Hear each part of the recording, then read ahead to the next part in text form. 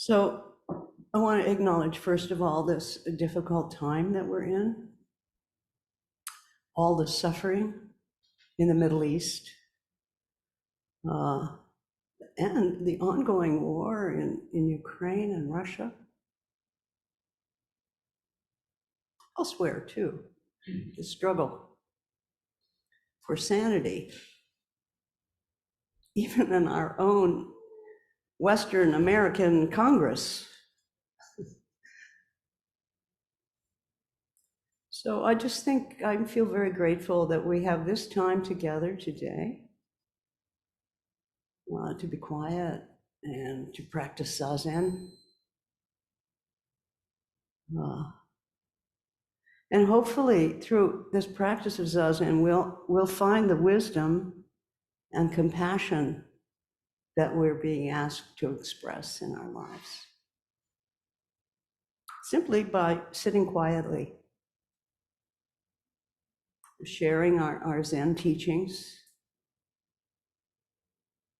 recognizing that we are interconnected in the Middle East, in the Ukraine, in Africa, in Asia and China, in those crazy houses, the Senate, the House of Representatives in this country.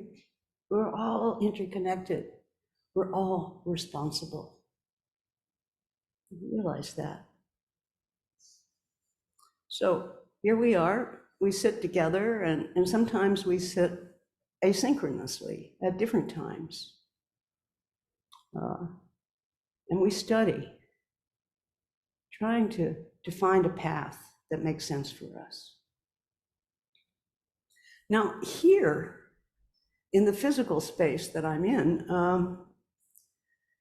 there's a large pillar in the middle of the room. You ever noticed it? You know, it can't be missed in person, really. But it's likely those of you online have noticed this pillar. I can see there, the third image on my screen shows you our pillar. You know, and it's surprising, a kind of strange physical architectural element. And I remember my shock when I came to look at this prospective setting for our new Zendo. You know, formerly we were on the 11th floor of a business building on Broadway that somehow we had transformed into a Zendo. And there were many compelling reasons to make a change. This was more affordable, more discreet, even, in fact, a very accessible location for us. And the space seemed more intimate and more appropriately sized. Our other place was like a railroad corridor. It was long and narrow. But I walked in, and right in the middle of the room is this pillar. Huge, really. It's a sustaining column. It's a support. And I asked myself, would this pillar be like an obstacle or a gateway? Will it work for our practice together? So, as you all know, we decided to take the space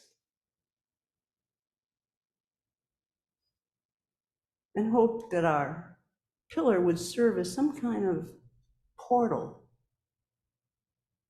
to a strong and sustainable Zendo. And in fact, on a day-to-day basis, most people don't even notice it anymore. They walk around it. We do zazen around the pillar, kind of elegantly. And when we enter, we choose which side of the Zendo to enter. But as it turns out, my seat, all the time, directly faces the pillar. I sit with my eyes open, as we do in zazen, with an image of the large pillar right there in the middle of our zendo. And what does it teach me, I've asked myself? What teaching does this pillar offer me? You know, on the one hand, of course, it sustains the building, I mean, and all the apartments above us. But it makes me ask myself, what supports me? What supports my view of the world? What are the pillars that hold up my sense of service, my sense of caring, of what is right to do, the appropriate way to live?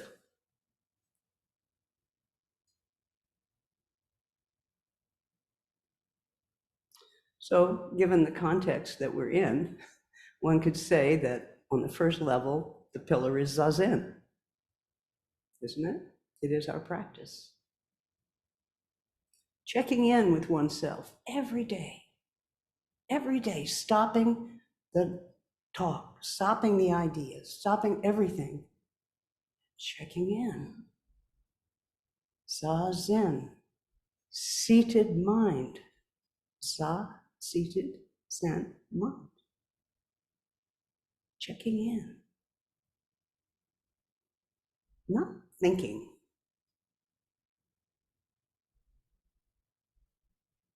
But being aware and alive in each moment.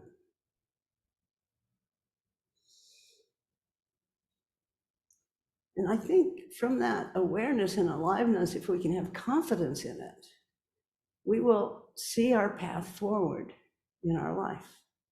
We will know what the next step is. And that's our pillar. That's our main pillar, our zazen. Our stopping and being thoroughly intimate with the broadest mind that we have.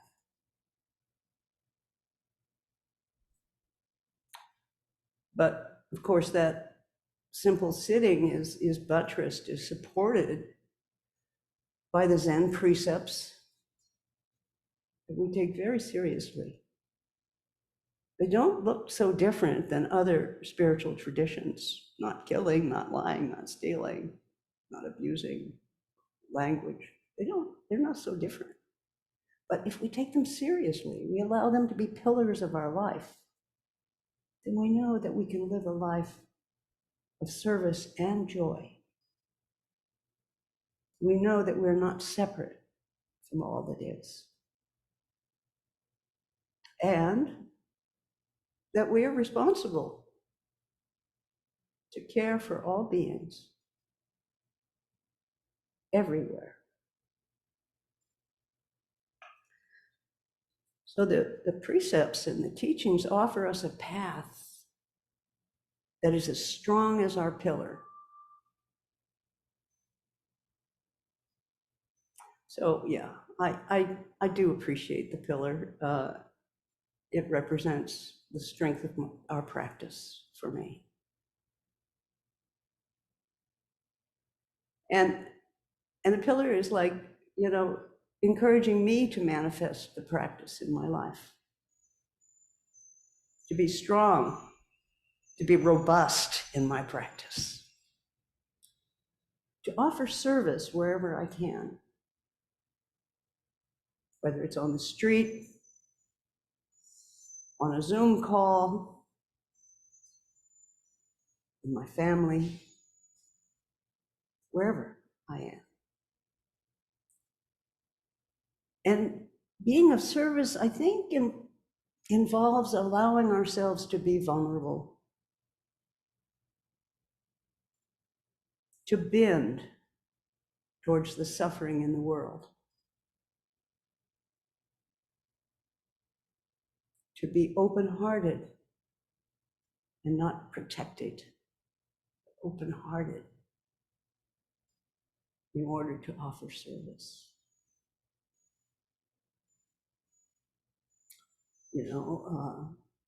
Like many of you, since October 7th and the violent attack in Israel, I found myself angry, upset,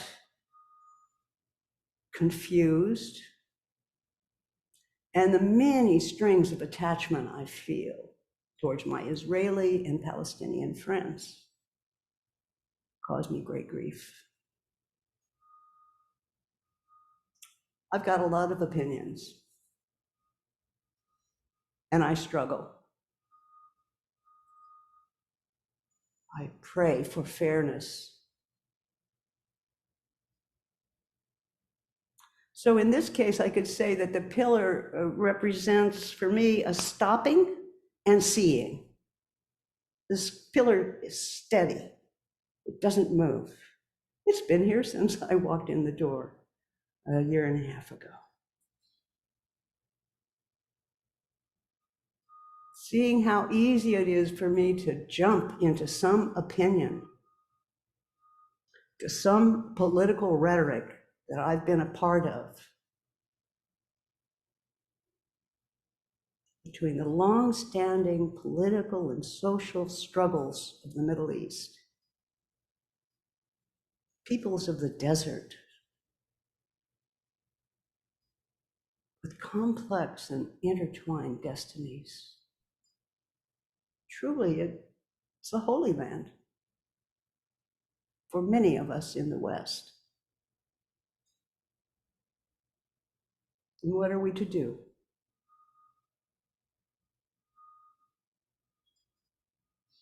So I think the pillar asks me to be strong, supportive, offer compassion and strength for everyone involved, including myself, including ourselves. Not to let ourselves get pulled away by the rhetoric that we're familiar with, that we love. We have certain rhetoric, certain opinions that we've developed through our lives, and not get swept away by those, but be moment to moment aware of what is happening in the world and what our responsibility is in that, in case. What can we do? What can we offer? Because on another way, the pillar reminds us there's no simple view of the situation. When you enter this Zendo, there's no simple view, there's an obstruction. Now, how could that serve us, that obstruction? The pillar forces us to bend, to look, forces us to move, to flow on a path around itself. So just as we enter the Zendo and walk around the pillar, we encounter that obstruction, that stopping. Pillar is obstructing a simplistic view of the space. It disrupts our expectation.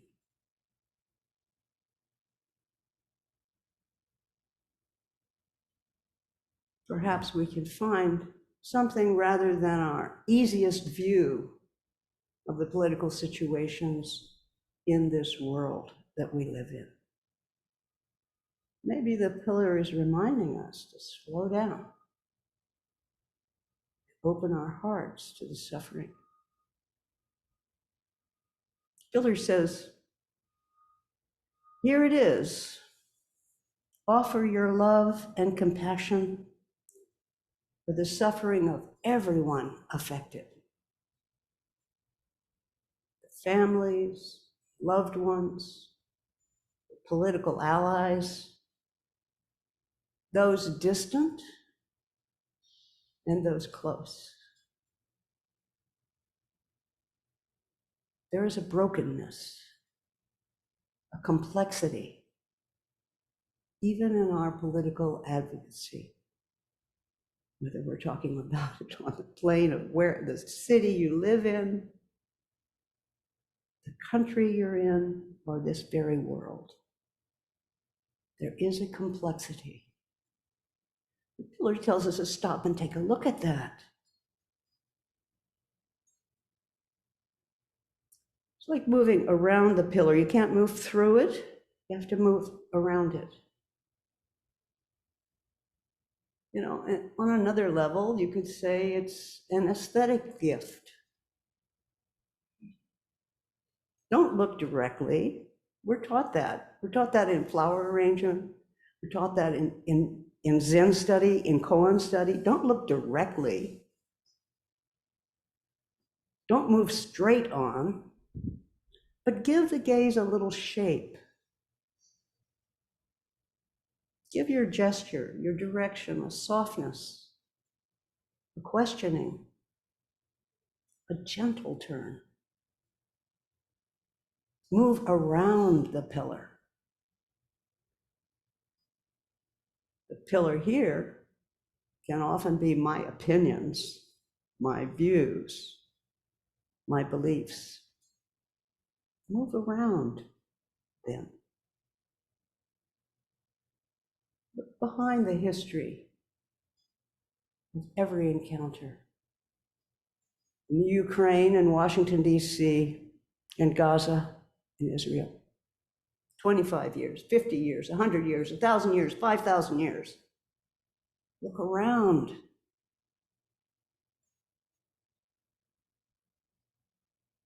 In that way, I think the pillar offers us a teaching of the power of indirection,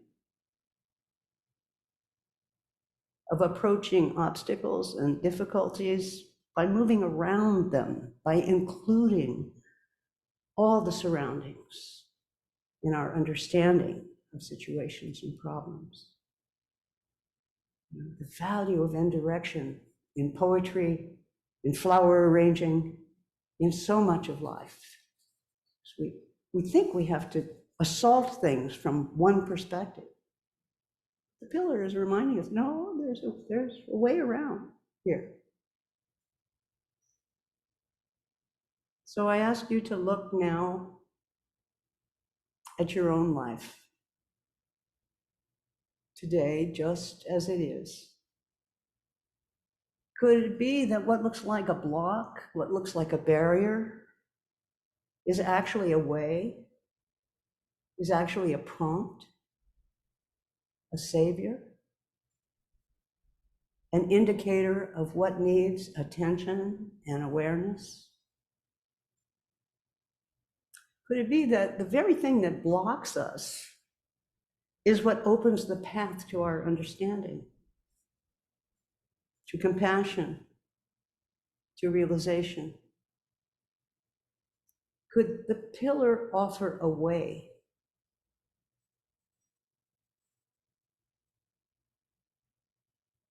If we think of the pillar as our support, our protection, our gravitas, our strength, we might want to ask ourselves, how might it be in our everyday lives that that very sense of protection, that support can also impede our insight?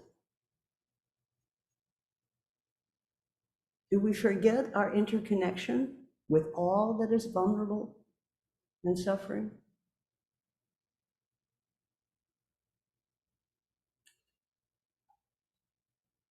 I think of William Carlos Williams' well-known verse, the red wheelbarrow. So much depends upon a red wheelbarrow glazed with rainwater beside the white chickens. You know this verse? So much depends upon a red wheelbarrow glazed with rainwater beside the white chickens. What is that so much that depends? Isn't it how the whole universe fits together?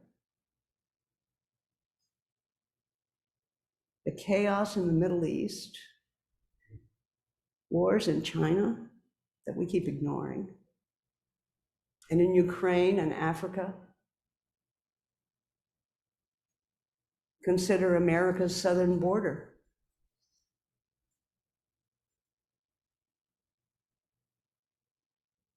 Our pillar does hold us up and protects us. And it also can blind us to the world around us.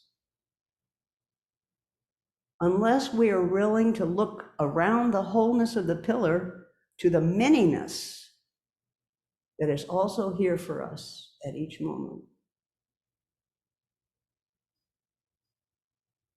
Do you understand the mystery of the pillar?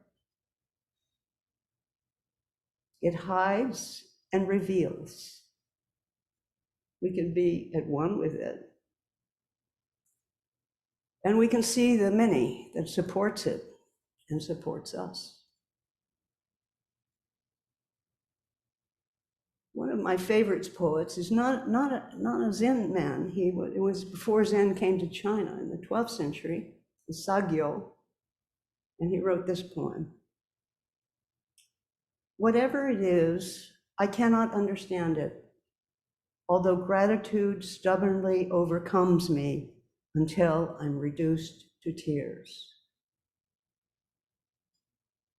Whatever it is, I cannot understand it, although gratitude stubbornly overcomes me until I'm reduced to tears. A poignant response. 900 years ago.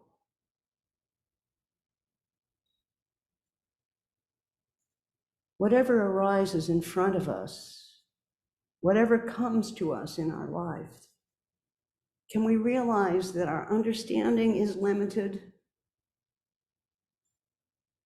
Can we realize and allow ourselves to simply be grateful that we are being moved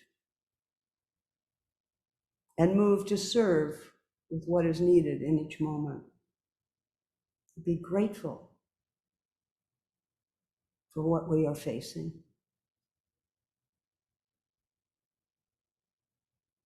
So to conclude, I'll offer my own humble response to our pillar. Hearing the cries of the world, I want to help, to offer what I can. Can I see that what looks like a barrier truly opens the way?